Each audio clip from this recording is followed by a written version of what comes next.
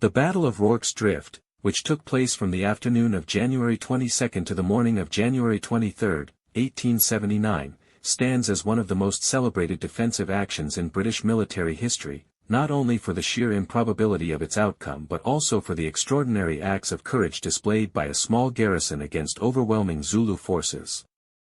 The battle occurred in the aftermath of the British disaster at Isandlwana, where a large British column had been annihilated by a Zulu army, causing panic and fear of a broader invasion into the British colony of Natal. Rorke's Drift, a missionary station that had been converted into a supply depot and hospital for British troops, became the next target. The garrison at Rorke's Drift numbered about 139 men fit for combat, including soldiers from B Company, 2nd Battalion, 24th Regiment of Foot, Royal Engineers, Natal Native Contingent Auxiliaries, most of whom fled before the battle, and a few hospital staff. They were led by Lieutenant John Chart of the Royal Engineers, who outranked Lieutenant Gonville Bromhead of the 24th Foot and thus assumed overall command, despite having no formal combat experience. They were warned of the impending attack by survivors fleeing from Isandlwana and had only a few hours to fortify their position, using sacks of maize, mayalai bags, biscuit boxes, wagons, and furniture to create improvised walls and a central redoubt for a final stand if needed.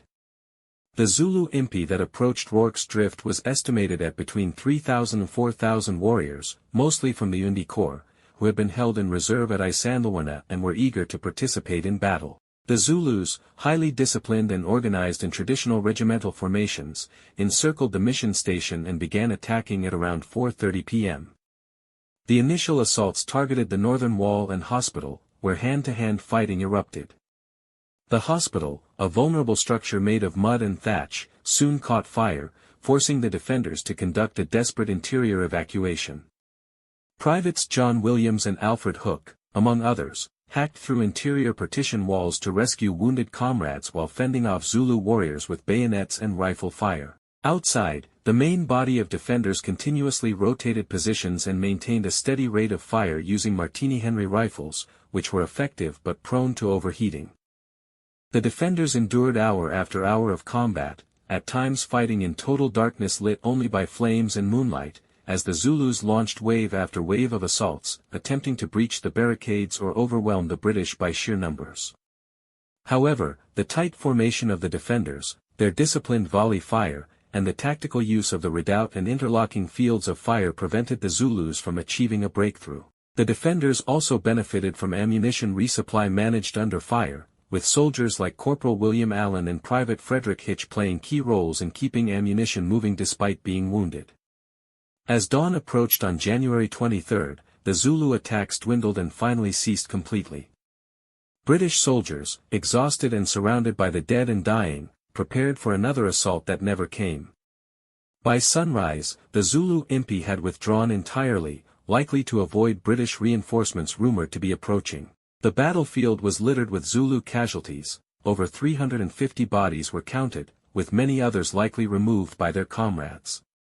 The British suffered 17 dead and 15 wounded, a remarkably low number given the scale and intensity of the assault. The defense of Rorke's Drift quickly became a source of national pride in Britain, especially coming so soon after the shock and humiliation of Isandlwana. Queen Victoria herself expressed admiration, and the British government seized upon the battle for propaganda purposes. 11 Victoria Crosses were awarded to the defenders, the most ever awarded for a single action, including to Chard, Bromhead, Hook, Williams, Allen, Hitch, and several others. In addition to the VCs, for distinguished conduct medals were awarded, further highlighting the extraordinary valor on display.